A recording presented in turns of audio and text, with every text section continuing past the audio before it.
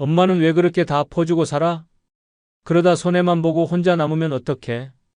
이런 말 자식 입으로 들을 줄 몰랐습니다. 한평생 가족 위해 희생했고 친구 부탁에 몇 번이고 손 내밀었는데 돌아온 건 피로감과 거리감뿐입니다.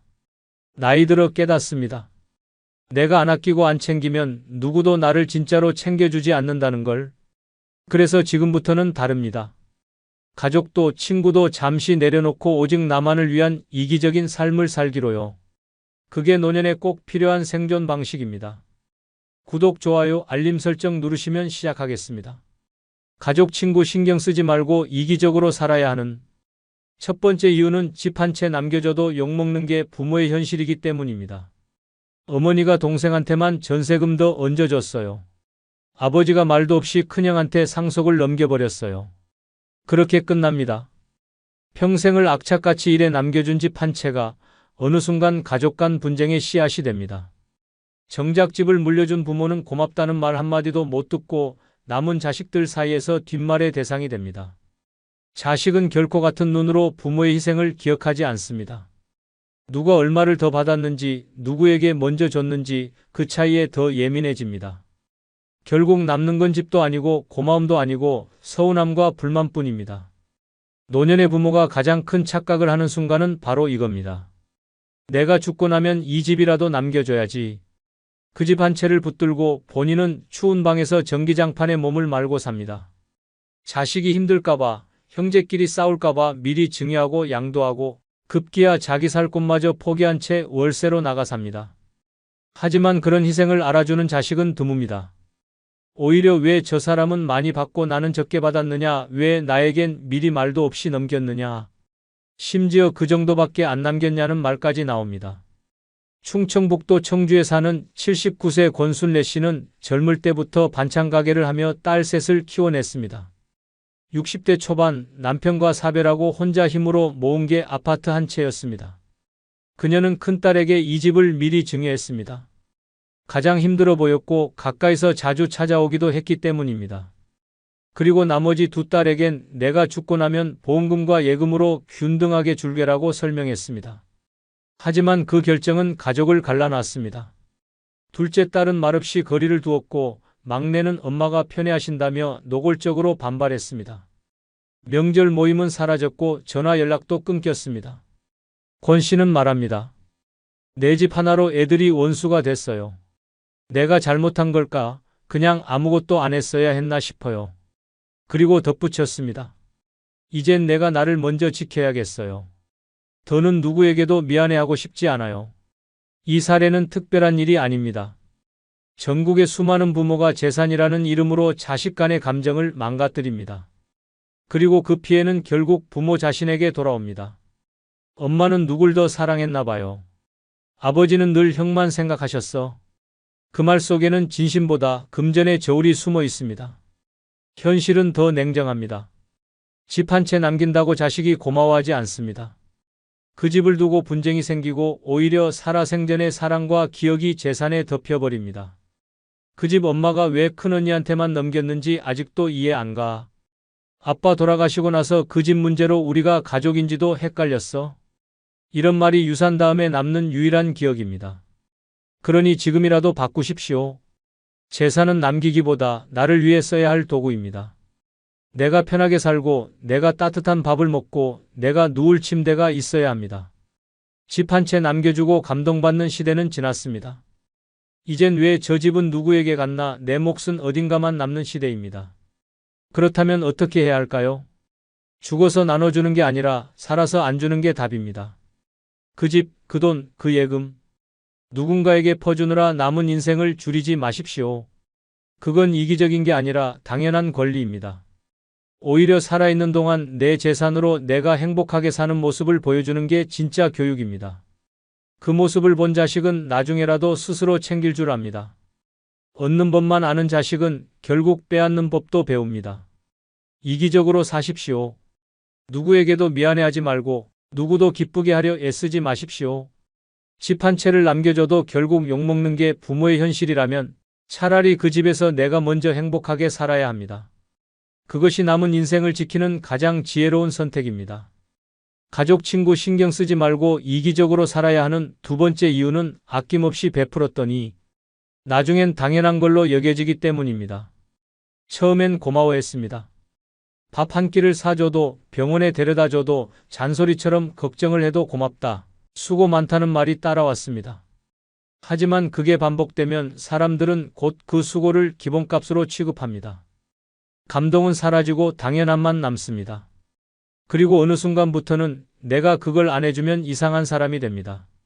엄마는 왜 이번에도 음식 안 해줘요? 그 친구가 왜 안 챙겨줬지? 원래 잘하던 사람이었는데. 이렇게 바뀝니다. 잘해준 사람일수록 점점 더 그 역할을 강요받습니다. 그게 바로 늙어서 가장 슬픈 배신입니다. 정성은 처음에만 감동입니다. 시간이 지나면 습관이 되고 습관은 곧 의무가 됩니다. 아무리 내가 피곤해도 몸이 아파도 마음이 힘들어도 원래 잘하던 사람이라는 이유만으로 사람들은 내 사정을 고려하지 않습니다. 그게 얼마나 불공평한지 모릅니다. 내가 준 호의는 쌓이지만 그 고마움은 사라지고 내가 한 배려는 남지만 그 감동은 익숙함으로 변합니다.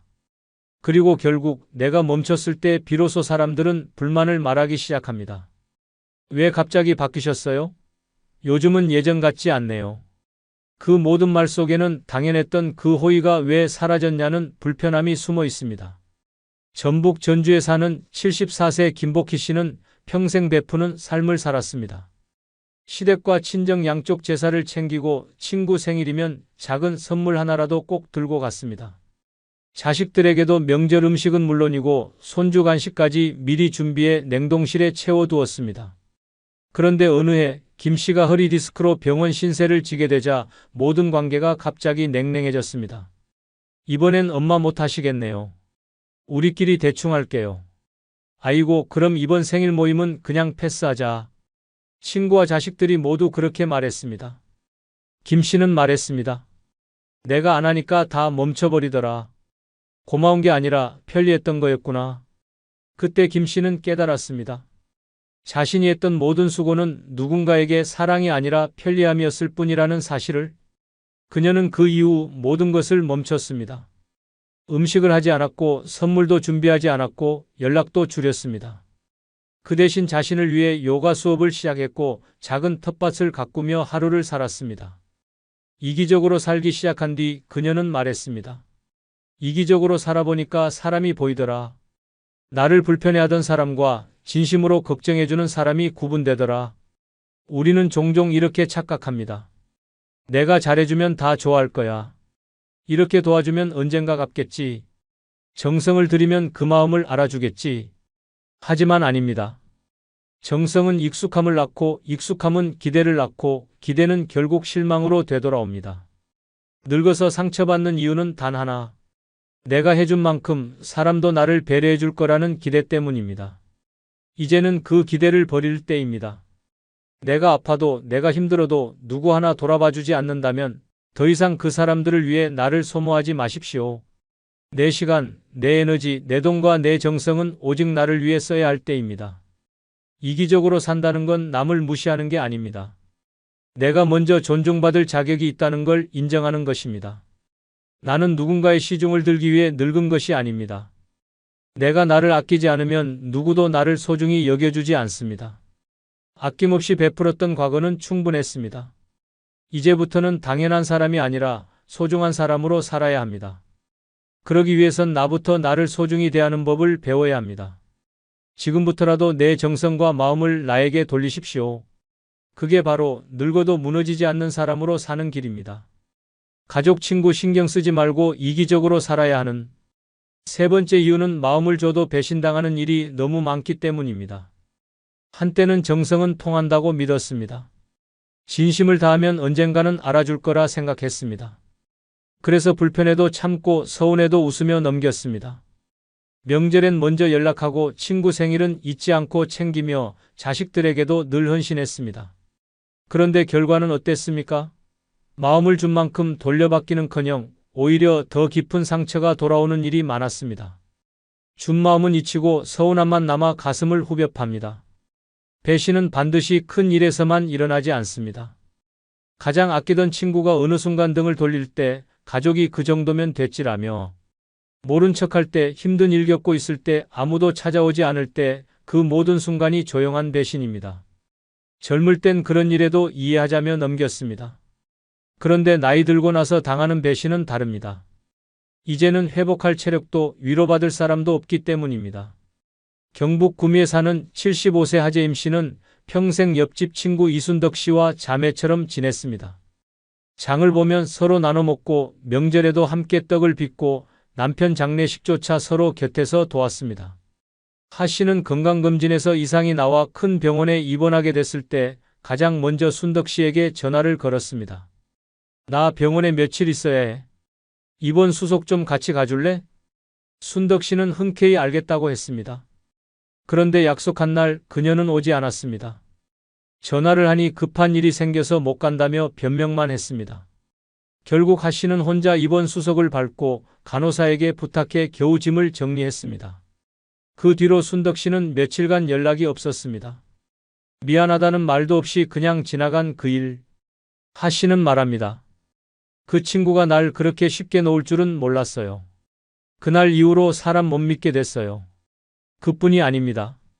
자식에게 전 재산을 증여한 뒤 마음이 서서히 소외되었다는 어르신도 많습니다. 생전에 재산을 나눠준 어머니에게 며느리는 이제는 우리가 챙길 여유가 없다며 요양시설을 알아봤고 아들은 우리 애들 학원비도 빠듯하다고 말했습니다. 마음도 좋고 가진 것도 좋지만 돌아온 건 무관심과 거리감뿐이었습니다. 이제는 알아야 합니다. 아무리 순한 마음이라도 그것을 알아봐주는 사람이 없으면 결국 짓밟히는 게 현실입니다. 노년의 마음은 유리처럼 투명하고 그만큼 쉽게 깨집니다. 지금까지는 상대를 먼저 생각했지만 이제는 나를 먼저 지켜야 할 때입니다. 이제는 물어야 합니다. 내가 이 사람에게 이만큼 마음을 줘도 되는가? 이 행동이 나를 비워가는 길은 아닌가? 배신은 예상치 못한 타이밍에 옵니다.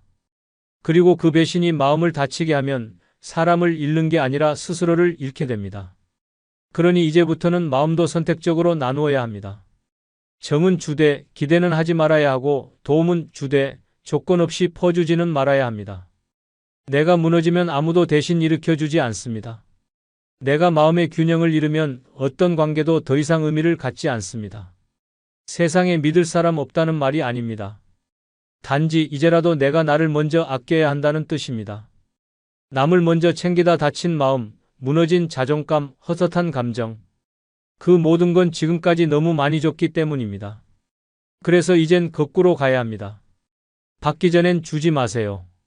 지켜줄 사람인지 판단되기 전엔 다 퍼주지 마세요. 무엇보다도 내 마음을 나 자신보다 소중하게 여기는 사람은 없습니다. 그 사실을 안 순간부터 늙은 인생은 훨씬 단단해집니다.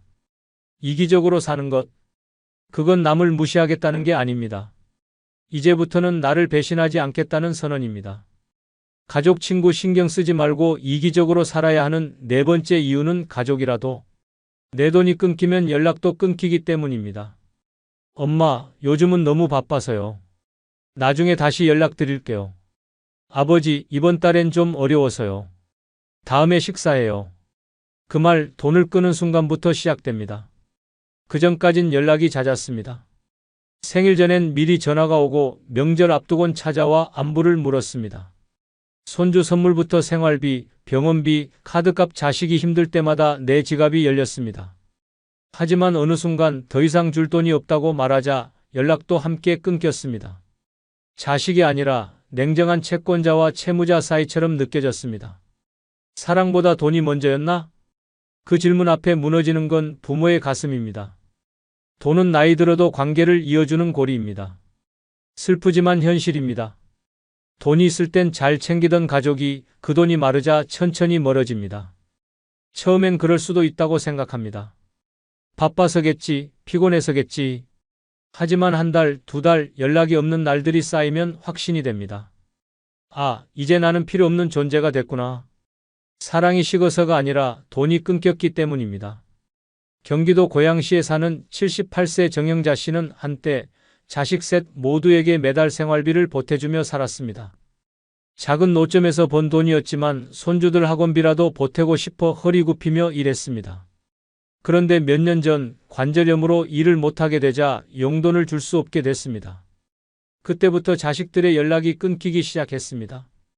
둘째 아들은 문자를 읽고도 답이 없었고 막내딸은 요즘 너무 바빠요라는 말만 반복했습니다. 명절에도 찾아오지 않았습니다. 한 번은 먼저 전화해 봤습니다. 이번 주말엔 볼 수 있을까? 아, 엄마 애가 아파서 다음에 봐요. 그 다음 주도 그 다음 달도 아무도 오지 않았습니다. 정씨는 그제야 깨달았습니다. 내가 돈 줄 땐 매일 전화하던 애들이 이제는 내 목소리조차 귀찮아하네. 지갑이 다치자 마음도 다쳤습니다. 정씨는 이후 자식 연락을 기다리지 않기로 했고 남은 적금으로 자신을 위해 마사지 의자를 샀습니다. 그리고 처음으로 자신을 위해 밥상을 차렸습니다. 그래, 이젠 내가 나를 챙겨야지. 아무도 나를 찾아주지 않으면 나라도 나를 아껴야지. 이게 바로 수많은 부모들이 겪는 현실입니다. 돈이 관계를 지배합니다. 자식이 부모를 사랑하지 않는 게 아닙니다. 하지만 돈을 주는 부모가 더 편하고 더 쉽게 다가갈 수 있는 대상이 되기 때문입니다. 사랑에 돈이 섞이면 관계는 타락합니다. 문제는 그걸 부모 스스로가 만들었다는 사실입니다. 자식이 어려울 때 도와주는 건 당연합니다. 하지만 그게 반복되면 자식은 부모는 언제든 도와주는 존재로 인식합니다. 그리고 도와줄 수 없게 되는 순간 마음의 문도 함께 닫습니다. 그러니 늙어서 이기적으로 살아야 합니다.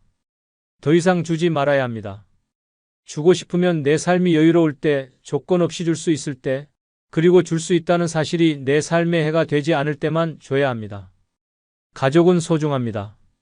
하지만 가족이라 해도 줄 수 있는 대상이 되어버리면 나의 존재는 돈과 함께 사라집니다.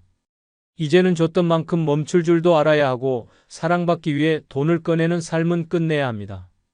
자식에게 미움받을까 두려워 돈을 내미는 건 존엄을 스스로 포기하는 일입니다. 이기적인 부모가 되십시오. 이제 못 도와준다는 말 용기 있게 꺼내십시오. 그 말 한마디가 당신의 인생을 지켜주는 마지막 울타리가 됩니다. 돈이 아닌 존재로 사랑받는 삶. 그것이 진짜 인간적인 관계이고 그 길은 오직 나를 위해 사는 삶에서 시작됩니다. 가족, 친구 신경 쓰지 말고 이기적으로 살아야 하는 5번째 이유는 오늘 내가 행복하지 않으면 아무 의미도 없기 때문입니다. 애들 뒷바라지 다 해놨고 집 한 채도 남겨놨고 친구들하고도 척은 안 졌는데 왜 이렇게 허전하지? 이 말 은근히 많은 노인들이 혼잣말처럼 중얼거립니다. 눈앞에 누가 있는 것도 아니고 해내야 할 일이 있는 것도 아닌데 어딘가 마음이 텅 빈 것 같고 자고 나면 괜히 서러워집니다. 이유는 하나입니다. 그동안 너무 누구를 위해서만 살았고 정작 내가 오늘 행복한지를 따져본 적이 없기 때문입니다. 과거는 지나갔고 미래는 불확실합니다. 그런데도 우리는 늘 나중에 조금만 더 하는 말을 입에 달고 삽니다. 행복도 미룹니다. 몸이 아파도 병원은 미루고 가고 싶은 여행도 다음에 미루고 먹고 싶은 음식도 그 돈이면 애들 옷이나 사주지라며 참습니다. 그렇게 아낀 시간, 아낀 돈, 아낀 욕망의 끝에 남는 건 공허한 하루뿐입니다. 서울 양천구에 사는 76세 이정분 씨는 남편 없이 2자녀를 키워냈습니다. 남의 식당에서 일하며 등록금과 결혼자금까지 마련했고 퇴직 후에도 손주들 등하교를 도왔습니다. 그녀는 늘 말했습니다. 나는 욕심 없어요. 애들 잘 되면 됐지. 하지만 몇 달 전 건강검진 결과에서 심장 이상 소견을 받고 입원했을 때 병원 침대에 누운 그녀의 입에서 처음 나온 말은 이거였습니다. 내가 뭐 하려고 그렇게 애썼지 난 한 번도 나를 위해 살아본 적이 없네. 그녀는 퇴원 후 바뀌었습니다. 매일 1시간 산책을 하고 혼자 레스토랑에 가서 파스타를 시켰습니다. 책을 읽고 노래를 듣고 친구들과 여행을 계획했습니다. 그녀는 웃으며 말합니다. 지금이 제일 좋아요. 매일 오늘만 생각하면서 살아요. 어차피 그게 진짜 내 거니까요. 그렇습니다. 오늘 행복하지 않으면 아무것도 남지 않습니다. 과거에 잘 살았든 돈을 많이 벌었든 사람들에게 칭찬받았든 그 모든 건 지나간 기록일 뿐입니다. 기록으로는 마음이 채워지지 않습니다. 지금 이 순간 내가 무엇을 하고 있는지, 내가 지금 웃고 있는지, 그게 노년의 전부입니다. 그리고 그 행복은 절대 남을 위한 삶에서 나오지 않습니다. 자식이 잘 돼도 내 속은 허전할 수 있고 친구가 많아도 내 가슴은 시릴 수 있습니다. 행복은 오직 내가 나를 위해 쓴 시간에서만 생깁니다. 내가 좋아하는 걸 하고 내가 좋아하는 사람을 만나고 내가 원하는 곳에 가는 그 선택에서만 생깁니다. 이기적으로 살라는 말이 낯설게 들릴 수 있습니다. 하지만 이기적으로 살지 않으면 언제나 누군가의 기대에 맞추느라 내 감정을 억누르게 됩니다. 그게 쌓이면 마음이 고장납니다. 그리고 그 마음의 틈은 아무도 알아주지 않습니다. 어르신은 늘 밝으셔서 그런 줄 몰랐어요. 그 말은 내가 얼마나 내 감정을 감추며 살아왔는지를 보여주는 말입니다. 이제는 숨기지 마십시오. 먹고 싶은 거 먹고, 가기 싫은 자리 가지 말고, 하기 싫은 일 거절하십시오. 지금의 내 감정이 내 인생 전체보다 중요합니다. 오늘 내가 기분 좋은 게 그 어떤 가족의 성공보다 소중합니다. 가족도 좋고 친구도 좋지만 그 누구도 당신 대신 오늘을 살아주지 않습니다. 그러니 오늘만큼은 이기적으로 사십시오. 밥 한 끼도 내가 먹고 싶은 걸로, 시간도 내가 원하는 대로, 돈도 내 기분을 위해 쓰십시오. 그렇게 사는 하루가 쌓여야만 늙어도 행복한 사람이 됩니다. 지금 웃을 수 없다면 내일도 의미 없습니다. 오늘 행복한 선택을 하십시오. 그것이 남은 인생을 가장 반짝이게 만드는 첫걸음입니다. 하는 것도 조심스러워지며 하루하루 숨조차 쉬기 어려워집니다. 오늘 이 시간 왜 노년에 돈이 없으면 가장 먼저 삶의 숨통이 조여오는지 그 냉정한 6가지 이유를 솔직하게 말씀드리겠습니다. 아직 구독과 좋아요 누르지 않으셨다면 지금 꾹 눌러주시고 오늘 이 이야기 주변의 소중한 분들에게 꼭 공유해 주시기 바랍니다. 늙어 돈 없으면 제일 먼저 나를 숨조여오는 첫 번째는 식당 메뉴판에서 가장 싼 것만 찾게 될 때입니다. 식당에 앉아 메뉴판을 펼치는 순간 먹고 싶은 건 많지만 눈은 가장 먼저 숫자부터 훑기 시작합니다. 입은 불고기를 당기는데 손은 김치찌개 7,000원에 멈춥니다. 단골 식당인데도 그냥 제일 저렴한 걸로 주세요라는 말이 입에 붙습니다. 문제는 이게 단지 한 끼 식사의 문제가 아니라는 겁니다. 이 순간부터 당신은 스스로를 줄이는 삶에 익숙해지기 시작합니다. 먹고 싶은 걸 고를 수 없다는 건 단순히 전략이 아니라 선택권을 잃는 삶입니다. 누구와의 식사에서도 스스로 가장 작아지고 남이 시키는 메뉴 앞에서도 괜히 눈치가 보입니다. 나는 이걸로 충분해요라는 말은 겸손이 아니라 현실을 숨기기 위한 자기 위안이 됩니다. 그렇게 돈 없는 삶은 식탁에서부터 당신의 자존심을 하나씩 깎아내기 시작합니다. 원하는 걸 말하지 못하고 계산이 두려워지고 결국 사람을 피하게 됩니다. 서울 은평구에 사는 74세 장인환 씨는 과거엔 외식하는 걸 즐겼습니다. 자식들과 고깃집도 가고 친구들과 칼국수 한 그릇 나누며 이야기를 나누는 게 큰 낙이었습니다. 하지만 은퇴 후 연금 외 수입이 줄어들면서 상황은 달라졌습니다. 친구가 이번엔 내가 한번 싸봐라는 말 한마디에 머릿속 계산부터 돌아가기 시작했습니다. 내가 지금 이걸 사면 이번 주 내내 라면으로 버텨야 하는데 결국 장 씨는 외식 자리를 피하게 되었고 점점 연락도 줄었습니다. 어느 날 손주가 함께 분식집에 가자고 했습니다. 평소 좋아하던 돈가스가 먹고 싶었지만 3,000원 더 저렴한 떡볶이를 고르며 이렇게 말했습니다. 할아버지는 이게 더 좋아. 손주는 웃으며 먹었지만 장 씨는 속으로 자책했습니다. 왜 나는 내 입맛 하나도 마음대로 못 챙기나. 그날 이후 그는 식사 자체가 부담스러워졌다고 말합니다. 이처럼 돈이 없다는 건 단순히 식비를 아끼는 게 아닙니다. 삶의 즐거움이 사라지는 시작입니다. 내가 먹고 싶은 걸 고를 수 없는 인생, 그 자체가 이미 존엄을 잃는 길입니다. 그 순간부터 사람도 자리도 말도 피하게 됩니다. 더 작아지고 더 위축되고 더 외로워집니다. 그래서 돈이 없으면 제일 먼저 식탁이 바뀌고 식탁이 바뀌면 마음이 바뀌고 마음이 바뀌면 결국 인생 전체가 움츠러듭니다. 누구와 앉든 무엇을 먹든 당당히 고를 수 있어야 사람답게 사는 겁니다. 단 한 끼의 식사라도 내 입맛대로 선택할 수 있는 여유. 그것이 바로 노년에 절대 빼앗겨선 안 될 최소한의 존엄입니다. 그리고 그 존엄은 돈이 없을 때 가장 먼저 사라집니다. 늙어 돈 없으면 제일 먼저 나를 숨조여오는 두 번째는 병원비 걱정에 아픈 걸 참고 있을 때입니다. 몸이 보내는 신호는 누구보다 내가 먼저 압니다. 뻐근한 어깨, 저릿한 무릎, 쓰린 속과 답답한 가슴. 분명히 이상하다는 걸 알면서도 병원 가는 걸 미룹니다. 왜냐고요? 돈이 없기 때문입니다. 진료비, 약값, 검사비, 교통비까지 단순한 진찰 한 번이 통장에 주는 타격이 너무 크니까요. 결국 돈보다 몸을 덜 쓰는 쪽을 택하고 그렇게 병은 깊어지고 고통은 길어집니다. 이 정도쯤은 괜찮겠지. 좀 쉬면 낫겠지. 그렇게 스스로를 설득하며 하루하루 통증을 견딥니다. 하지만 그것이 반복되면 병은 더 악화되고 결국 응급실로 실려가서야 진짜 문제를 마주하게 됩니다. 돈이 없어 병을 미루는 건 병을 키우는 지름길입니다. 그런데 문제는 그 대가가 당신의 몸이란 겁니다. 돈을 아끼겠다고 참고 참다가 결국엔 그보다 몇 배, 몇십 배의 비용과 고통을 떠안게 되는 것입니다. 대전 동구에 사는 76세 한영자 씨는 어느 날부터 오른쪽 허리가 욱신거리기 시작했습니다. 처음엔 찜질로 버텼고 그 다음엔 진통제로 하루하루를 견뎠습니다. 병원에 가보라는 주변 말에 검사비가 더 아파라며 웃어넘겼지만 속으로는 무서웠습니다. 진료받고 MRI라도 찍으라고 하면 돈이 없으니 거기서부터 막막했던 겁니다. 그렇게 석 달을 버텼고 결국 한밤중에 통증이 심해져 구급차를 타고 응급실로 가게 됐습니다. 검사 결과는 디스크 탈출증. 병원에서는 초기에 치료했으면 간단했을 걸, 지금은 수술이 불가피하다고 말했습니다. 몇십만 원이 아까워 참았던 통증은 몇백만 원짜리 수술로 돌아왔습니다. 퇴원 후 한 씨는 말했습니다.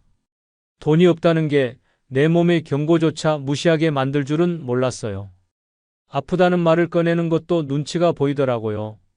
늙어 병원비가 무서워 참는다는 건 당신의 고통이 사회적 침묵으로 바뀌는 순간입니다. 말 못하고 참고 있는 고통은 그 누구도 알아채주지 않습니다. 심지어 가족도 자식도 병원도 당신이 얼마나 아픈지 모릅니다. 그저 괜찮아 보인다고 여길 뿐입니다.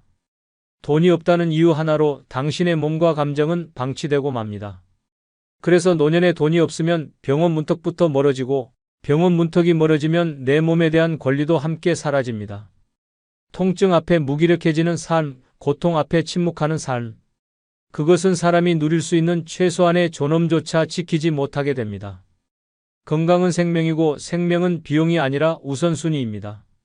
늙어서 병보다 먼저 나를 조이는 건 통증이 아니라 그 통장을 먼저 떠올리게 되는 마음입니다. 이 현실이 지금 누군가를 조용히 무너뜨리고 있습니다. 늙어 돈 없으면 제일 먼저 나를 숨조여오는 세 번째는 자식에게 폐가 된다는 생각이 마음을 짓누를 때입니다. 돈보다 더 무거운 건 죄책감입니다. 몸이 아픈 것도 먹고 싶은 걸 못 먹는 것도 참을 수 있습니다. 하지만 자식 얼굴을 보고 혹시 부담이 되진 않을까 하고 마음속으로 움츠러드는 순간부터 돈 없는 노인의 삶은 가난보다 더한 고통으로 바뀌기 시작합니다. 말 한마디 하기 전에 눈치를 보고 용돈을 부탁하는 대신 괜찮다고 거짓말을 하며 마음속으론 외롭고 서러워도 절대 드러내지 않습니다. 자식들이 차를 사든 집을 사든 아무 말 못합니다. 내가 줄 건 없고 받을 것만 생겼다는 생각이 괜히 주눅 들게 만듭니다. 병원비가 부족해도 괜찮아. 그냥 집에서 좀 쉬면 되라고 말합니다. 그런데 이게 반복되면 어느 순간부터 내 존재 자체가 짐처럼 느껴지기 시작합니다. 나는 왜 이렇게까지 작아져야 하나? 이 생각은 단순한 감정이 아닙니다. 삶의 존엄을 서서히 갉아먹는 치명적인 자책감입니다. 결국 돈이 없는 노인은 스스로를 지우며 살아가게 됩니다. 경기도 안성에 사는 75세 김명자 씨는 몇 해 전 남편과 사별한 뒤 홀로 지내고 있었습니다. 생활비는 고정연금 40만 원이 전부였고 한 달 병원비만 20만 원이 넘다 보니 빠듯하게 살 수밖에 없었습니다. 어느 날 심장 두근거림과 현기증이 심해져 병원에 가야 했지만 그는 망설였습니다. 병원에 가면 검사비만 수십만 원, 입원이라도 하게 되면 자식에게 연락해야 하는 상황. 그는 차마 전화를 들지 못했습니다. 며칠 뒤 결국 쓰러졌고 딸이 병원으로 달려와 말했습니다. 엄마, 왜 이렇게 될 때까지 아무 말도 안 했어? 김 씨는 그제야 눈물을 흘리며 털어놓았습니다. 내가 힘들까봐, 나 같은 사람한테 돈 쓰는 게 부담될까봐 그 후로 그는 외출도 줄이고 식사도 한 끼로 줄이며 스스로를 자식들에게서 점점 지워가듯 살았습니다. 김 씨의 사례처럼 돈이 없으면 가장 먼저 무너지는 건 관계가 아니라 존재감입니다. 말도 줄고 표정도 굳고 나는 괜찮다는 말이 자식과의 대화의 전부가 되어갑니다. 그렇게 부모는 더 이상 도움을 청하지 않고 자식은 진짜 괜찮은 줄 알고 거리를 둡니다. 돈이 없다는 이유 하나로 가장 가까운 가족 안에서도 마음 둘 곳이 사라지는 현실. 그 숨막힘은 외로움보다 더 깊고 침묵보다 더 아픕니다. 자식에게 폐가 된다는 생각은 돈 없는 노인이 스스로를 무너뜨리는 가장 무서운 마음입니다. 어느 날 괜찮다는 말이 습관이 되고 그 습관은 점점 당신을 조용히 사라지게 만듭니다. 자식에게 기대는 것도 당연한 인생의 순환입니다. 그러나 돈이 없다는 이유로 그 기대조차 죄책감이 되는 순간 노인의 삶은 더욱 작아지고 말죠. 그래서 늙어 돈이 없으면 마음부터 조여옵니다. 그것도 가장 가까운 사람 앞에서부터 말입니다. 늙어 돈 없으면 제일 먼저 나를 숨 조여오는 네 번째는 괜찮아요 라는 말 뒤에 위축된 자신이 있을 때입니다. 괜찮아요. 전 이 정도면 돼요. 이 말 얼마나 자주 하셨나요? 식사 자리에서, 모임에서, 병원 앞에서, 자식들과의 대화 속에서 처음엔 진짜 괜찮다고 믿었습니다. 욕심내지 말자, 눈치 주지 말자, 남에게 폐 끼치지 말자고. 하지만 어느 순간부터 괜찮다는 말은 더 이상 마음에서 나온 게 아니라 돈 없는 현실에서 나온 방어막이 되어 있음을 알게 됩니다. 괜찮다고 말하고 나면 마음이 편해야 하는데 오히려 한숨이 길어지고 뒤돌아설 때 발걸음이 무겁습니다. 먹고 싶은 걸 꾹 참고 가고 싶은 곳을 포기하면서 아무렇지 않은 척 난 원래 이런 걸 좋아해요 라고 말합니다. 그렇게 감정은 감춰지고 자존감은 줄어들며 자신도 모르게 위축된 사람이 되어갑니다. 문제는 주변 사람들은 그 말을 곧이곧대로 믿는다는 점입니다. 진짜 괜찮은 줄 알고 더 이상 살펴보지 않게 되죠. 결국 스스로 작아진 모습에 더 외로워지고 더 고립됩니다. 부산 사하구에 사는 73세 최은자 씨는 자식들과 식사를 할 때마다 늘 난 이 반찬이면 충분하다고 말해왔습니다.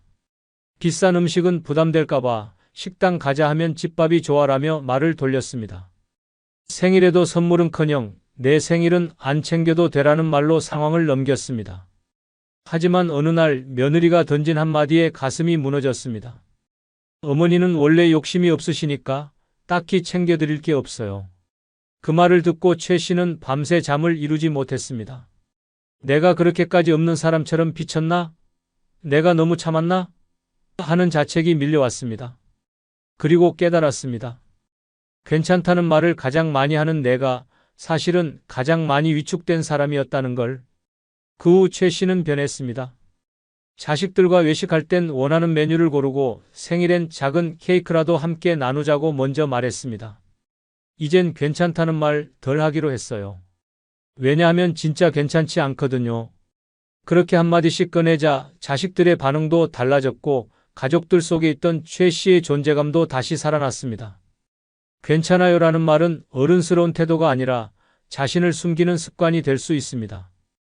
특히 돈이 없을 때 그 말은 더 자주 더 많이 나오게 되죠. 그 뒤에는 말 못할 불편함, 계산을 먼저 따지는 습관, 그리고 점점 줄어드는 내 감정의 크기가 숨어 있습니다. 늙어 돈이 없으면 말조차 진심을 담지 못하게 됩니다. 그래서 괜찮다는 그 말이 어느 순간부터 가장 서글픈 거짓말이 되어버립니다. 노년의 자존감은 말 한마디에서 시작됩니다. 더 이상 스스로를 줄이지 마세요. 정말 괜찮은 사람은 괜찮다고 하지 않아도 당당히 느껴지는 법입니다. 그리고 그 시작은 괜찮아요라는 가면을 벗는 것입니다. 늙어 돈 없으면 제일 먼저 나를 숨 조여오는 다섯 번째는 각종 모임에 초대받고도 핑계를 대며 못 갈 때입니다. 예전엔 누가 부르면 제일 먼저 달려갔습니다. 점심 모임이든 동창회든 경조사든 사람들과 함께 있는 시간이 즐거웠습니다. 하지만 통장 잔고가 바닥나고 수중에 현금이 넉넉지 않다는 현실이 다가오면 달라집니다. 모임이 생겨도 머릿속에 먼저 떠오르는 건 옷 걱정, 교통비, 식사비, 축의금입니다. 그리곤 자연스럽게 이번엔 그냥 빠질게, 몸이 좀 안 좋아서 같은 말로 자리를 피하게 됩니다. 문제는 이게 반복되면 사람들은 당신을 안 나오는 사람으로 기억하기 시작합니다. 점점 연락이 줄고 자연스럽게 멀어지고 결국은 완전히 고립됩니다. 돈이 없어서 나가지 못한 건데 사람들은 마음이 떠난 줄 압니다. 그래서 더 슬픕니다. 마음은 가고 싶은데 주머니 사정이 발목을 잡고 그 현실이 자꾸 자존감을 무너뜨립니다. 모임 하나 나가지 못한 것으로 나란 존재가 세상에서 지워지는 것 같은 기분. 그것이 돈이 없는 노년의 깊은 고통입니다. 전북 군산에 사는 76세 김성대 씨는 과거 지역 상공회의소에서 활동하던 자산가였습니다. 하지만 사업 실패 후 월세 단칸 방에서 기초연금으로 생계를 이어가는 처지가 되었습니다. 오래전 함께 활동하던 친구들로부터 동문 모임 초청을 받았지만 그는 단 한 번도 참석하지 않았습니다. 이유는 단순했습니다. 입고 나갈 옷이 마땅치 않았고 회비며 식사비, 차비까지 합치면 10만 원은 훌쩍 넘기 때문이었습니다. 그래서 그는 늘 그날 병원 예약이 있다, 몸이 좀 안 좋다는 핑계로 빠졌습니다. 시간이 지나면서 그는 어느새 연락 명단에서도 사라졌고 모임 사진 속엔 익숙한 얼굴들만 남았습니다. 그는 혼잣말처럼 중얼거렸습니다. 내가 그 모임을 싫어한 게 아니야. 그냥 가진 게 없어서였지. 그리고 조용히 말했습니다. 외로움보다 서러운 건 가고 싶은데 못 가는 내 사정이었어요. 이처럼 늙어서 돈이 없으면 나가는 게 부담이 되고 안 나가는 건 죄책감이 됩니다. 사람들과 웃고 떠들던 시간이 부담이 되는 순간부터 관계는 조용히 끊어집니다. 사람은 혼자 살아갈 수 없는 존재입니다. 특히 노년의 관계는 삶을 지탱해주는 마지막 줄기일 수 있습니다. 하지만 돈이 없으면 그 줄기마저 스스로 끊게 되는 겁니다. 나는 그런 자리가 불편해서 안 간다는 말 뒤에는 사실은 돈이 없어서 못 간다는 진짜 이유가 숨어 있습니다. 그 순간부터 당신의 존재는 모임 밖으로 밀려나고 세상과의 끈도 하나씩 잘려나갑니다. 그래서 늙어 돈이 없으면 가장 먼저 당당함을 잃고 그 다음엔 사람들과의 연결이 끊어집니다. 조용히 그러나 잔인하게 나를 조여오는 현실입니다. 늙어 돈 없으면 제일 먼저 나를 숨 조여오는 여섯 번째는 아프면 끝이라는 생각이 머리를 떠나지 않을 때입니다. 젊었을 땐 병이 와도 두렵지 않았습니다.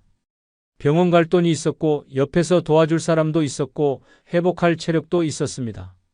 하지만 늙어 돈이 없는 순간부터 병은 곧 인생의 종지부처럼 느껴집니다. 아프다는 감각이 들자마자 머릿속에 먼저 떠오르는 건 치료보다 비용이고 간병보다 민폐입니다. 그래서 조용히 혼잣말처럼 되뇌게 됩니다. 이제 아프면 진짜 끝이다. 단순한 통증도 불안감으로 번지고 검진 결과 기다리는 동안엔 심장이 벌렁거립니다. 병명보다 무서운 건 이제 어떻게 하지? 라는 공포입니다. 보험도 다 해지했고 자식에게 손 벌릴 형편도 안 되고 통장 잔고는 몇만 원. 그때부터 마음속에서 병은 돌이킬 수 없는 낭떠러지처럼 자리 잡습니다. 나를 돌볼 여유가 없으니 그냥 버티다 죽는 수밖에 없다는 냉정한 현실 인식이 머릿속을 지배합니다. 이 공포는 단순히 육체의 고통이 아닙니다. 내가 쓰러졌을 때 나를 지켜줄 아무것도 없다는 절망감, 그게 돈 없는 노년에게 가장 조용하고 잔인하게 다가오는 숨막힘입니다.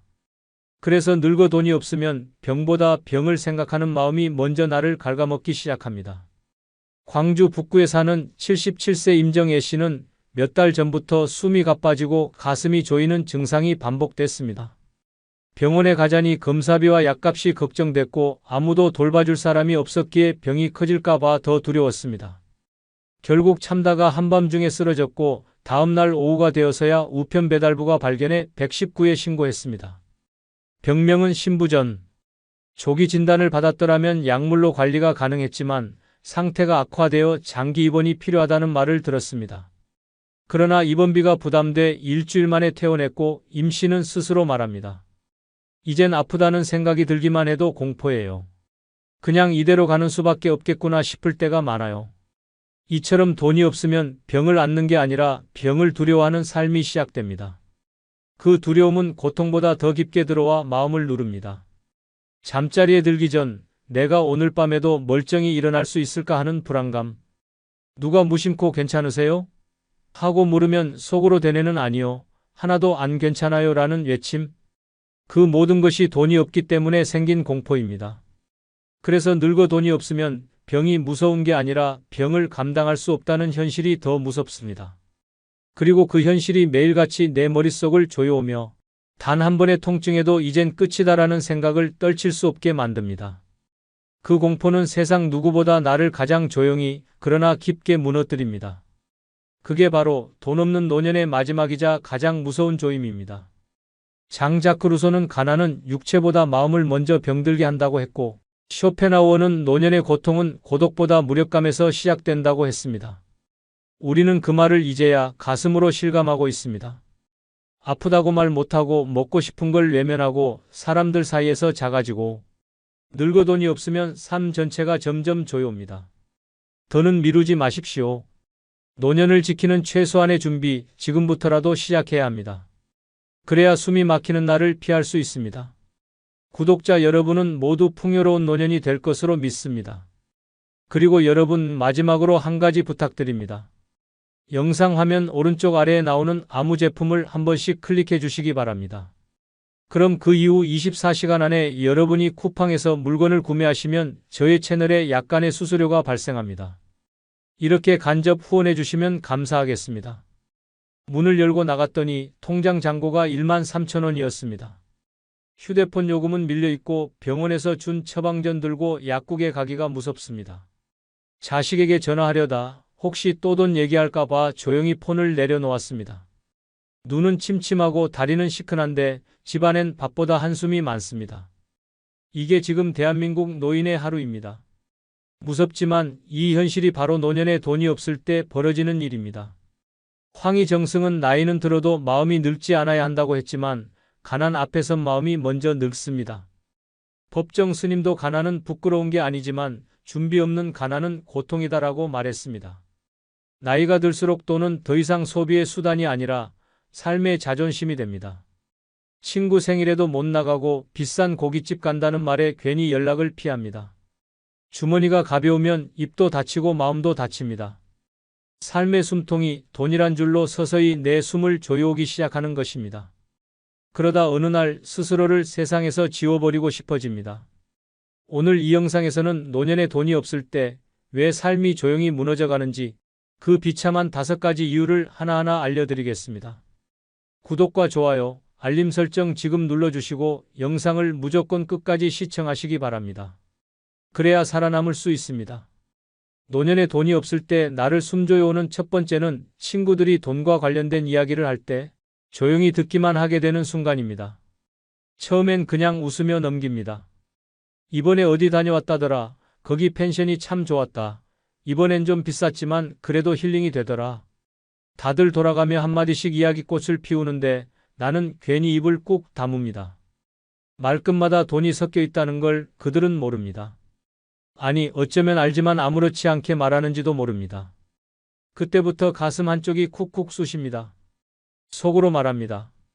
나도 가고 싶었는데, 나도 예전엔 그런 얘기 했었는데, 지금은 그냥 듣는 것만으로도 벅차다. 사람은 이상하게도 마음이 허전하면 입도 다치고 표정도 굳어집니다. 이야기엔 섞이지 못하고 웃음도 어색해지고 자꾸만 자리를 피하고 싶어집니다. 그 자리가 부러운 게 아니라 소외감을 견디기 힘든 것입니다. 나는 빠져도 되는 사람인가? 이 자리에 내가 왜 있는 거지? 조금씩 아주 조금씩 존재 자체가 투명해지는 느낌이 스며듭니다. 무서운 건 이런 장면이 한 번이 아니라는 겁니다.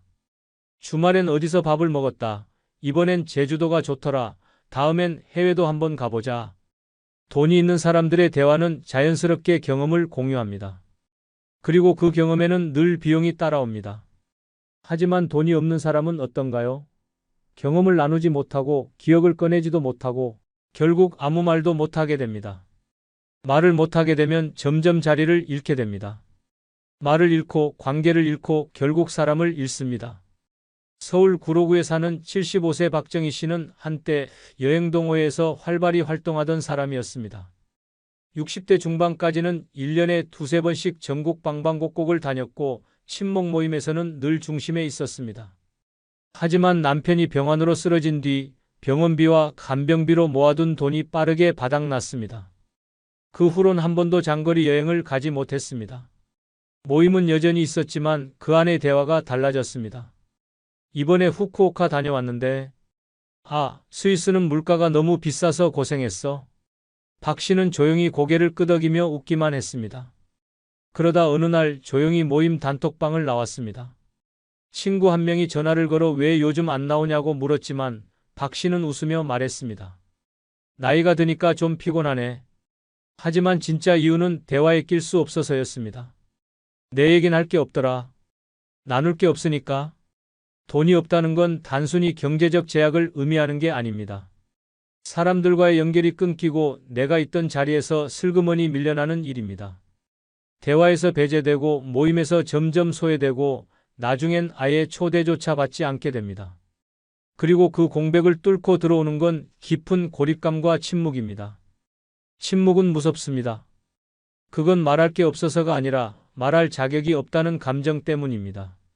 내가 이 얘기를 꺼내도 되나? 나만 빠진 것 같네. 괜히 말 꺼냈다가 초라해질까 봐. 이렇게 망설이다 보면 나도 모르게 아예 침묵에 익숙해집니다. 그 순간 삶의 리듬이 무너집니다. 모임에 나가고 싶어도 안 나가게 되고 전화를 받고 싶어도 차마 못 받게 됩니다. 기쁨의 순간엔 부끄러워지고 즐거움이 있는 자리는 어색해지고 결국 사람을 피하고 세상을 피하게 됩니다. 돈이 없을 때 가장 먼저 무너지는 건 관계입니다. 그리고 그 관계의 시작점은 바로 대화입니다. 말하지 못하는 사람은 점점 투명해집니다. 그리고 노년의 외로움은 바로 그 투명함 속에서 피어납니다. 이 모든 게 시작된 건 친구들의 이야기 앞에서 그냥 조용히 웃으며 듣기만 했던 바로 그 순간이었습니다. 노년에 돈이 없을 때 나를 숨조여오는 두 번째는 손주. 생일에 용돈을 못 줄까봐 전화 한 통조차 망설여질 때입니다. 사람 마음이란 게 그렇습니다. 축하하고 싶은 날일수록 마음이 더 조심스러워집니다. 손주 생일날 달력에 빨간 동그라미를 쳐놓고도 휴대폰을 열었다 닫았다 수십 번. 전화를 걸었다가도 끊어버리고 문자를 쓰다 지우고 결국엔 내일 하자 하며 하루를 넘깁니다. 그런데 그 내일이 반복되면 어느새 그 아이는 내가 어떤 날 태어났는지도 모르는 사람이 됩니다. 내가 축하한다고 말은 해도 줄 게 없으면 무슨 소용인가. 그 생각이 마음을 짓눌러 옵니다. 예전엔 생일 케이크에 촛불을 켜주고 작은 봉투라도 하나 건네며 꼭 안아주던 사이였는데 이제는 그 아이의 사진을 보기만 해도 괜히 한숨부터 나옵니다. 내가 할아버지 할머니 만나 그냥 그림자 같은 존재가 된 것 같네. 이건 단순한 돈 문제가 아닙니다. 내가 가족 안에서 어떤 존재로 느껴지는지 그 자리에서 밀려나고 있다는 감각입니다. 사랑하는 아이에게 다가가지 못하고 축하한다는 말조차 미안해서 꺼내지 못할 때 사람은 스스로를 쓸모없는 존재로 느끼기 시작합니다. 그게 가장 무섭습니다. 충남 아산에 사는 78세 이영자 씨는 두 손주가 있습니다. 손자 생일이 다가오던 어느 날 통장 잔고가 4만 원이었습니다. 병원 진료비며 관리비를 빼면 남는 돈은 없었고 손자에게 줄 용돈도 마련할 수 없었습니다. 그냥 얼굴이라도 보러 가자는 생각을 했지만 괜히 쓸쓸해질까 봐 발길이 떨어지지 않았습니다. 결국 그날 전화도 하지 못했습니다. 며칠 뒤 딸에게 전화가 왔습니다. 엄마, 애가 생일날 전화 안 왔다고 서운해하더라. 그 말을 듣고 이 씨는 처음으로 휴대폰 앞에서 울었습니다. 돈이 없다는 게 이렇게 마음까지 움켜쥐는 일인 줄은 몰랐다고 했습니다. 그날 이후 아이 생일엔 전화라도 꼭 걸자 다짐했지만 여전히 통화 버튼을 누르는 건 두렵습니다. 이번에도 줄 게 없는데 또 실망할까 봐. 노년에 돈이 없으면 사랑조차 위축됩니다. 표현하고 싶지만 표현할 수 없는 마음이 쌓이면 그 관계는 서서히 멀어집니다. 아이 입장에선 그냥 전화 안 온 할머니지만 그 안에는 줄 게 없어서 말을 못 꺼낸 깊은 상처가 숨어 있습니다. 더 무서운 건 이런 일이 한 번이 아니라는 겁니다. 입학할 때, 졸업할 때, 어린이날, 추석, 크리스마스. 어느 날부턴가 이 모든 날이 피하고 싶은 날이 됩니다. 전화 한 통에 담긴 축복조차 돈 앞에서 움츠러듭니다. 그리고 그 마음은 결국 이렇게 굳어집니다. 내가 사라져도 저 아이는 괜찮겠지. 나는 없어도 되는 사람인가 보다. 그 외로움은 조용히 하지만 확실하게 사람의 정신을 무너뜨립니다. 돈이 없으면 말수가 줄고 말수가 줄면 관계가 사라지고 관계가 사라지면 존재가 흐려집니다. 그리고 그 시작은 생일 축하한다는 한마디조차 망설이게 되는 그 순간입니다. 그저 용돈이 없어 전화를 못 걸었다고요? 아닙니다. 그건 사랑하고 있음에도 다가가지 못하는 가장 안타깝고 아픈 마음의 표현입니다. 그리고 그 아픔은 노인의 하루를 가장 조용하게, 가장 깊이 조여옵니다. 노년에 돈이 없을 때 나를 숨조여오는 세 번째는 만나고 싶은 친구나 지인이 있어도 돈 걱정 때문에 연락조차 포기하게 되는 순간입니다. 갑자기 떠오른 얼굴이 있습니다. 예전 직장 동료, 동창 혹은 같은 병원에서 우연히 친해졌던 사람. 문득 그 사람이 보고 싶어집니다. 한번 밥이나 먹자는 말 한마디가 목구멍까지 올라오지만 결국 삼켜버립니다. 왜냐고요? 밥값이 걱정되기 때문입니다. 지하철 탈 돈, 식당 가서 커피 한 잔 마실 여유조차 없을 때 사람은 보고 싶은 마음보다 지갑 걱정이 먼저 앞섭니다. 그리고 그 걱정이 쌓이면 결국 관계를 끊는 습관이 몸에 배입니다. 나이 들면 친구가 보물이다라는 말 누구보다 잘 알고 있습니다. 하지만 현실은 다릅니다. 돈이 없으면 친구조차 만날 자격이 없다고 느끼는 순간이 옵니다. 한 끼 밥값도 내기 어려운 처지에서 오랜만에 얼굴 보자는 말이 쉽게 나올 수 있을까요? 상대가 아무렇지 않게 생각하더라도 내 마음은 그렇지 않습니다. 내가 괜히 민폐 아닌가? 이번에도 얻어먹기만 하면 어쩌지? 차라리 혼자가 낫겠다는 생각이 드는 순간 마음의 문이 철컥 닫혀버립니다. 경기도 의정부에 사는 76세 조영호 씨는 군대 동기 중 유일하게 연락을 이어가던 친구가 있었습니다. 젊었을 땐 1년에 두세 번은 꼭 만나서 국밥 한 그릇에 웃고 떠들었고 연금 받은 날에는 술 한 잔씩 건네며 서로의 노후를 위로하던 사이였습니다. 하지만 어느 해부터 조 씨는 먼저 연락을 하지 않기 시작했습니다. 애들이 등록금 문제로 힘들다며 연금을 중단했고 병원비도 계속 나가면서 지갑이 얇아졌습니다. 그러다 친구에게 연락이 왔습니다. 야, 우리 올해는 얼굴 한번 보자. 그 말에 조 씨는 이렇게 대답했습니다. 나 요즘 좀 바쁘다. 건강이 별로 안 좋아서. 그건 거짓말이었습니다. 바쁜 것도 아니고 아픈 것도 아니었습니다. 그냥 지갑이 비었기 때문입니다.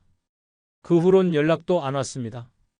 그리고 조 씨는 그 친구가 몇 달 뒤 갑자기 세상을 떠났다는 소식을 들었습니다. 내가 한 번만 연락했어도 그 말이 머릿속에서 수없이 반복되었지만 이미 너무 늦었습니다. 돈이 없다는 건 단지 소비를 못하는 게 아니라 인연을 포기하게 만드는 힘입니다. 보고 싶은 사람을 못 만나고 그리운 사람과의 거리를 일부러 두게 만들고 결국 외로움이라는 거대한 벽 속에 스스로를 가두게 됩니다. 젊었을 땐 돈 없어도 만나자고 말합니다. 하지만 나이 들면 말은 달라도 현실은 냉정해집니다. 밥값, 차비, 커피 한 잔까지도 신경 써야 하는 나이에 그냥 만나자는 말은 부담이고 고통입니다. 그리고 사람은 그런 고통을 피하려고 사람을 멀리하게 됩니다. 이게 반복되면 어떻게 될까요? 생일에도 조용히 지나가고 명절에도 연락 한 통 없고 나 없이도 다들 잘 지내겠지라는 자조가 마음을 집어삼킵니다. 그 순간 존재감은 사라지고 나는 단지 기억 속에만 남는 사람으로 퇴장당하게 됩니다. 돈이 없어서 친구를 못 만나는 게 아닙니다. 돈이 없다는 사실이 나를 작고 보잘것없는 존재로 만들기 때문입니다. 그래서 연락을 못하고 그래서 자꾸만 숨고 결국 보고 싶은 사람에게조차 잊혀지는 겁니다. 보고 싶다고 말하고 싶고 만나고 싶다고 표현하고 싶은데 지갑 사정이 그 모든 감정을 막아섭니다. 그때부터 노년의 외로움은 관계 단절이 아니라 마음 단절로 시작됩니다. 그리고 그 단절은 조용히 나를 무너뜨립니다. 그 시작이 바로 오늘은 그냥 참고 다음에 연락하자 하는 그 순간입니다. 노년에 돈이 없을 때 나를 숨조여오는 네 번째는 친구와 밥을 먹어도 여행을 가도 머릿속엔 오로지 돈 계산만 할 때입니다. 웃고 있지만 웃는 게 아닙니다. 식당 문을 열고 들어서는 순간 눈은 메뉴판 가격부터 훑습니다. 김치찌개가 13,000원이야? 차라리 순댓국 시킬까? 주문을 마친 뒤에도 계산 걱정이 머릿속을 떠나지 않습니다. 식사 자리에선 친구의 얘기에 고개를 끄덕이지만 마음속은 전혀 다른 셈법으로 바쁩니다. 오늘 내가 계산할 차례였던가? 이번에도 얻어먹는 건가? 그런 생각이 계속 맴돕니다. 사람들과 함께 있어도 속으론 혼자입니다. 머릿속에선 지출표를 돌리며 자책합니다. 이 돈이면 며칠치 반찬 거리인데 한 달에 병원 2번밖에 못 가는데 또 줄어드네. 밥 한 끼가 미안함으로 변하고 여행 한 번이 불안으로 바뀝니다. 즐거워야 할 자리가 마음을 무겁게 짓누릅니다. 같이 가자는 말이 고맙기보단 무섭고 내가 낼게라는 말이 반갑기보단 창피합니다. 이쯤 되면 사람은 즐길 수 있는 능력 자체를 잃어버립니다. 몸은 함께 있는데 마음은 멀어지고 결국 그 자리는 다음번에도 피하고 싶어집니다. 부산 사하구에 사는 73세 이정아 씨는 5명의 친구들과 1년에 한 번씩 여행을 다녔습니다. 처음엔 모두 비슷한 처지였기에 간단한 민박에 김밥 싸서 다니는 소박한 여행이었습니다. 하지만 몇 년 새 친구들 중 몇몇이 자녀로부터 금전적 도움을 받기 시작했고 그때부터 분위기가 달라졌습니다. 이번엔 좀 좋은 데서 자자, 고기 한번 구워 먹자, 온천까지 가면 완벽하겠다. 이 씨는 따라가면서도 웃으면서도 내내 계산기만 두드렸습니다. 숙박비 7만 원, 식사비 3만 원, 교통비, 간식, 입장료.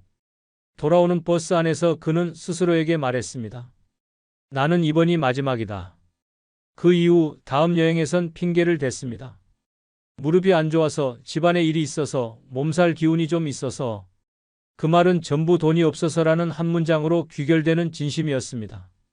친구들은 몰랐습니다. 여행 도중에도 이 씨가 카페를 피했던 이유가 그 한 잔의 커피가 그에겐 3끼 식사만큼 부담스러웠다는 사실을. 돈이 없으면 마음이 조급해집니다. 밥을 먹으면서도 입맛이 없고 웃어도 웃는 게 아닙니다. 즐겁자고 나선 자리가 자존감을 갉아먹는 시간이 됩니다. 문제는 이게 한 번만 그런 게 아니라는 겁니다.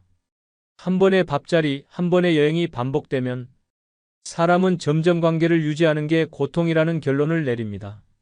그리고 그렇게 사람을 끊고 외로움에 스스로를 가둡니다. 즐거움에 집중하지 못하는 삶은 살아있어도 살아있는 게 아닙니다. 함께 있어도 외롭고 대화 속에서도 멀어진 느낌. 이건 돈이 없어서가 아니라 마음의 여유를 잃어버렸기 때문입니다. 돈 걱정 없이 사람을 만나고 돈 생각 없이 밥을 먹고 돈 셈 없이 웃으며 여행할 수 있는 날이 노년에도 가능할 거라 믿었던 그때가 그립습니다. 하지만 지금은 메뉴판을 보며 마음 졸이고 지갑을 만지작거리며 말 한마디도 조심해야 하는 그 무거운 시간이 일상이 되어버렸습니다. 밥 한 끼, 여행 한 번.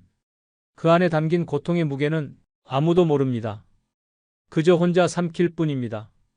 노년에 돈이 없을 때 나를 숨조여오는 5번째는 삶이 그저 하루를 버티는 일처럼 느껴질 때입니다. 아침에 눈을 뜨고도 일어나지 않습니다. 일어나야 할 이유가 없기 때문입니다.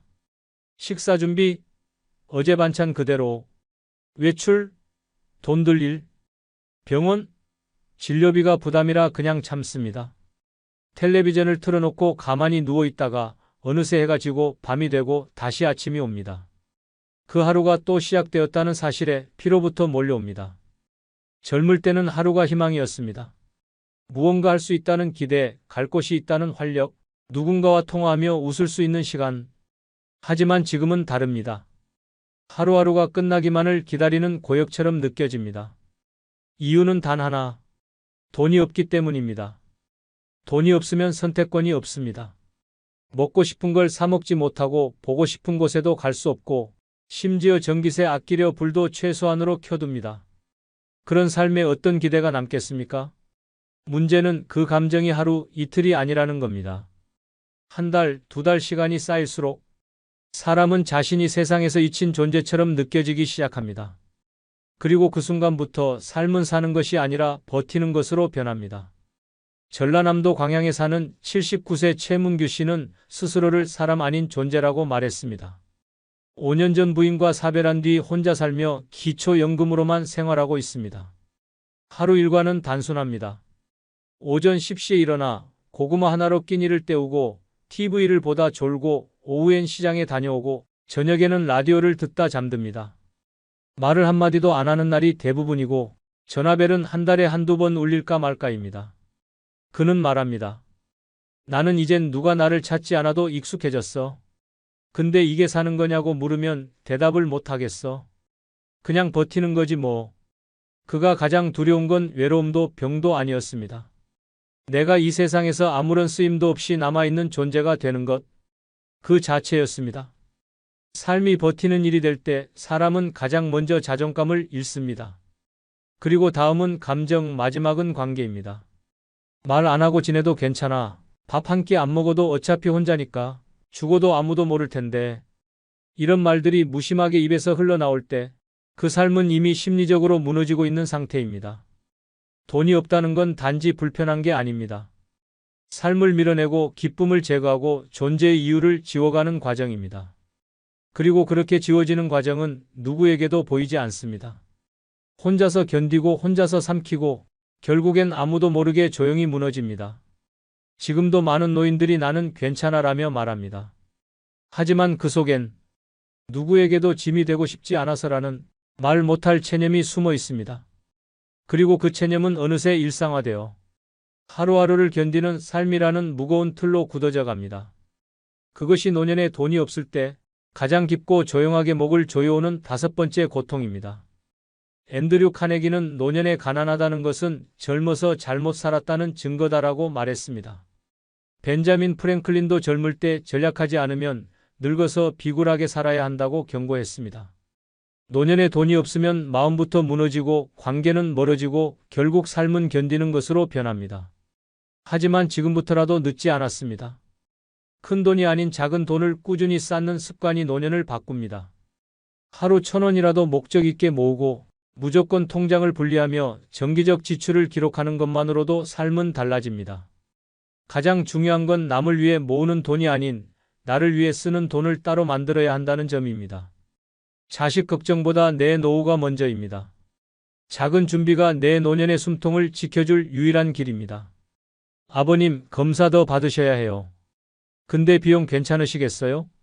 어머니, 간병인은 없으신 거죠? 보호자 없으면 입원은 어렵습니다. 정신이 멀쩡해도 돈이 없으면 끝납니다. 노인의 삶을 수십 년 동안 지켜본 한 노년 의학과 전문의는 단언합니다. 병이 사람을 쓰러뜨리는 게 아닙니다. 돈이 없는 상태에서 병이 오면 치료는커녕 침대에서 일어나는 것조차 불가능해집니다. 약값, 병원비, 간병인 비용 모두 돈입니다. 그런데 통장에 잔고가 없다면 노후는 곧 생존 투쟁으로 바뀝니다. 슬프지만 현실입니다. 돈이 없는 노인은 사람 취급을 받지 못합니다. 지금 당신이 준비하지 않으면 오늘 이야기하는 이 6가지 순간이 바로 내일 당신의 현실이 됩니다. 하지만 늦지 않았습니다. 영상 마지막에 노년에 돈을 모을 수 있는 방법을 말씀드릴 테니 무조건 끝까지 시청하시기 바랍니다. 구독, 좋아요, 알림 설정하시면 시작하겠습니다. 늙어 돈 없을 때 비참해지는 첫 번째 순간은 평생 살던 집에서 나와야 할 때입니다. 그 집은 단순한 콘크리트 구조물이 아닙니다. 아이들 울음소리, 가족의 웃음, 아내의 된장국 냄새, 내가 손수 박은 못 하나까지 모든 인생이 거기 있었습니다. 그런데 어느 날 돈이 바닥나자 그 집에서 나와야 한다는 말이 들려옵니다. 관리비가 밀리고 보험료는 연체되고 냉장고는 텅 비어가고 전기마저 끊길 위기. 결국 결심합니다. 이 집 팔아야겠구나. 평생 지켜온 공간을 떠나는 순간 사람은 단지 주소지를 옮기는 것이 아니라 자신의 역사 한 줄을 스스로 지우는 겁니다. 내 손으로 꺼내는 이삿짐 하나하나가 가슴을 찢고 현관문 손잡이를 마지막으로 잡을 때 손이 떨립니다. 몇십 년을 살았던 집인데 마지막 인사는 너무 허망합니다. 누구 하나 배웅해주는 이도 없습니다. 부산 해운대에 살던 76세 한영옥 씨는 남편과 함께 34년을 같은 아파트에서 살았습니다. 남편이 돌아가신 뒤에도 그는 그 집을 떠나지 않았습니다. 하지만 남은 건 소득 없는 노년과 자식에게 폐 끼치기 싫은 체면뿐이었습니다. 연금도 없고 사보험도 없던 그는 기초생활비로 겨우 연명했습니다. 하지만 매달 쌓이는 관리비와 각종 고지서를 감당할 수 없었습니다. 결국 공인중개사 문을 두드렸습니다. 집 좀 봐주세요. 처음엔 말이 잘 나오지 않았습니다. 집이 팔릴까 두려우면서도 팔리면 갈 곳이 없다는 현실이 더 무서웠습니다. 몇 주 후 집은 팔렸습니다. 그 돈으로 작은 원룸 보증금을 냈습니다. 욕실과 주방이 붙은 좁은 방, 창문은 도로를 향하고 있어 하루 종일 자동차 소리로 시끄러웠습니다. 그녀는 이삿날 밤 집 구석에 앉아 울었습니다. 아무도 나를 쫓아낸 게 아닌데도 이건 쫓겨난 거나 마찬가지야. 그날 이후 그녀는 거울을 보며 스스로를 다그쳤습니다. 이렇게 초라할 줄 알았으면 젊을 때 돈이라도 좀 아껴둘걸. 하지만 그 돈은 이미 자식 뒷바라지와 생활비로 사라진 지 오래였습니다. 한 씨는 그 뒤로도 버릇처럼 아파트 단지를 지나갈 때마다 고개를 돌렸습니다. 그 집이 눈에 들어올까 두려워서입니다. 친구에게도 그 동네를 지나갈 일이 생기면 미리 그쪽은 피해서 가자고 말했습니다. 마음속에 그 집은 여전히 그녀의 전부였습니다. 하지만 이제 갈 수 없는 곳이 되었습니다. 돈이 없으면 집은 재산이 아니라 짐이 됩니다. 세금이 무겁고 관리비가 괴롭습니다. 결국 평생 지켜온 보금자리를 내 손으로 떠나야만 합니다. 이 순간 사람은 한순간에 낯선 세계로 밀려납니다. 거기엔 추억도 체면도 익숙함도 없습니다. 단지 하루하루 버티는 일상만 있을 뿐입니다. 늙어 돈 없을 때 가장 비참한 순간은 내가 만든 공간에서조차 나를 거부할 때입니다. 집은 사람의 정체성입니다. 그런데 그 집이 내 손에서 떠나는 순간 사람은 존재 자체를 잃게 됩니다. 그것이 바로 노년의 잔인한 현실입니다. 늙어 돈 없을 때 비참해지는 두 번째 순간은 자식 눈치 보며 살아야 할 때입니다. 내 집인데도 냉장고 하나 열면서 이거 먹어도 되나? 눈치를 봐야 하고 내 인생인데도 하루 일과를 자식 기분에 맞춰야 하는 순간 그때부터 노인은 사람이 아니라 민폐로 전락합니다. 더 이상 부모가 아니라 부담이 됩니다. 돈 없는 노인은 자식에게 의존할 수밖에 없습니다. 하지만 그 의존이 오래될수록 자식의 표정은 변하고 말투는 차가워지고 결국엔 한숨과 눈총으로 바뀝니다. 이것은 무너지는 가족의 시작이며 노년 자존심이 바닥까지 추락하는 지점입니다. 문제는 자식들이 직접적으로 말하지 않아도 그 분위기를 노인은 너무 잘 압니다.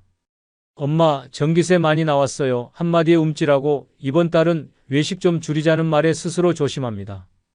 그러다 돈 좀 들어올 때까지 며칠만 친정가 있으면 안 돼요? 라는 말이 나오면 그땐 마음이 완전히 부서집니다. 돈이 없다는 이유만으로 자식 집에서조차 임시 거주자 취급을 받는 것입니다. 이런 상황이 반복되면 노인은 더 이상 부탁도 못합니다. 아파도 말 안 하고 보고 싶은 손주 얼굴도 멀리서만 바라봅니다. 자식에게 폐 끼치지 않으려고 하루 종일 방 안에만 있습니다. 밥도 혼자 먹고 TV 소리도 줄이고 눈에 안 띄려고 조용히 움직입니다. 결국 집 안에 있어도 투명인간이 되고 맙니다. 경상남도 거제에 사는 최경자 씨는 73세입니다. 몇 해 전 남편의 장례를 치르고 난 뒤 가진 돈이 거의 바닥나 큰딸 집에 잠시 지내게 됐습니다. 처음엔 딸도 사위도 따뜻했습니다. 엄마 여기 오래 있어요. 저희가 모실게요. 그렇게 시작된 동거는 3개월을 넘기면서 서서히 틀어지기 시작했습니다. 처음엔 사위의 표정이 굳더니 점점 딸마저 말이 줄었습니다. 엄마, 혹시 다음 달부터 요양원도 한번 생각해보면 어떨까요? 그 말에 최 씨는 밤새 울었습니다. 결국 그녀는 아파트 근처 원룸을 얻어 혼자 살게 됐습니다. 가스레인지도 없는 방이었지만 딸 눈치 안 보면서 밥 먹는 그 공간이 더 편하다고 했습니다. 혼자 컵라면을 먹으며 이게 진짜 내 밥이구나 속으로 중얼거렸습니다. 자식이 밉진 않지만 자식에게 의존했던 자신의 지난날이 더 밉다고 했습니다. 돈이 없으면 자식과의 관계도 무너집니다. 애틋함은 사라지고 서로의 삶을 침범하지 않으려는 거리만 생깁니다. 그 거리는 결국 같이 살 수 없는 간격이 되고 부모는 점점 말수가 줄고 마음도 다치게 됩니다. 늙어 돈 없으면 자식에게도 당당할 수 없습니다. 자식이 효자든 아니든 돈 앞에선 인간관계가 무너집니다. 사랑도 정도 결국엔 경제 위에 서 있어야 지켜집니다. 자식 눈치 안 보고 같이 식사하며 웃을 수 있으려면 부모에게도 최소한의 경제력이 있어야 합니다. 늙어 돈 없다는 건 단지 가난한 게 아니라 자식 앞에서조차 작아지는 인생을 사는 것입니다. 이보다 더 서러운 노후는 없습니다. 늙어 돈 없을 때 비참해지는 세 번째 순간은 명절 아침 갈 데 없이 혼자 밥 먹을 때입니다. 이 순간은 잊으려 해도 잊히지 않습니다. 해마다 돌아오는 명절인데도 그날 아침 밥상 앞에 나 혼자 앉아 있다는 사실 하나로 인생 전체가 실패처럼 느껴집니다. TV에서는 설날 특집이라며 온 가족이 모여 웃는 모습을 내보내지만 내 방엔 정적만 가득합니다. 전기밥솥에 하루 전 남은 밥을 데워 대충 김 한 장 올려 먹고 국도 없이 물로 넘깁니다. 이게 내가 쌓아온 인생의 끝이라니 자괴감이 목까지 차오릅니다. 가장 참을 수 없는 건 자식들이 나를 잊은 게 아닙니다. 연락은 옵니다. 엄마, 이번 명절은 못 갈 것 같아요. 아버지, 코로나 때문에 차례는 나중에 지낼게요. 말은 그럴듯합니다. 하지만 알고 있습니다. 그 말 뒤엔 모시기 부담스럽다는 진심이 숨어 있다는 걸. 그런 문자를 받고도 괜찮다고 답장을 보낼 때 손이 떨립니다. 나도 사람인데, 나도 부모인데 왜 이리 초라한 신세가 됐는지 억울하고 서글픕니다. 서울 마포구에 사는 정운택 씨는 올해 74입니다. 아내는 오래전 세상을 떠났고 아들은 수도권 외곽에서 살고 있습니다. 작년 설날 정 씨는 아침 일찍 차례상을 차릴 준비를 하다가 결국 포기했습니다. 재래시장에서 산 나물과 마른 반찬 몇 가지를 꺼내려다 뭐하러 이걸 차리나 하는 생각에 손을 놓았습니다. 전기포트에 물을 끓여 컵라면 하나에 계란을 깨놓고 혼자 먹었습니다. 식탁 위엔 성냥감만한 액자 하나, 아내의 영정사진만 놓여 있었습니다. 그날 오후 동네에 사는 노인 한 분이 전을 나눠주겠다며 찾아왔습니다. 정 씨는 눈물이 터질까 봐 문만 열고 감사합니다 하고 황급히 닫았습니다. 돌아서면서 그는 중얼거렸습니다. 이게 사람 사는 꼴인가? 그날 밤 정 씨는 TV도 끄고 불도 끈 채 불 꺼진 방에서 새벽까지 잠들지 못했습니다. 그는 이렇게 말했습니다. 살면서 제일 서러웠던 날이 그날이었다. 살아있다는 게 미안하더라. 명절 아침에 느끼는 고립감은 평소의 외로움과는 다릅니다. 이웃집에서 들려오는 웃음소리, 엘리베이터에 실린 선물 상자들, 다 함께 찍은 가족 사진을 SNS에 올리는 자식들의 모습까지 모든 게 나만 빼놓고 돌아가는 것처럼 느껴집니다. 그날 하루는 시간도 느리게 갑니다. 하루 종일 TV만 보다가 저녁엔 전파사처럼 깜빡이는 네온사인 불빛을 보며 스스로를 위로합니다. 괜찮아. 오늘만 넘기면 되니까. 하지만 그 하루가 사람을 무너뜨립니다. 돈이 있었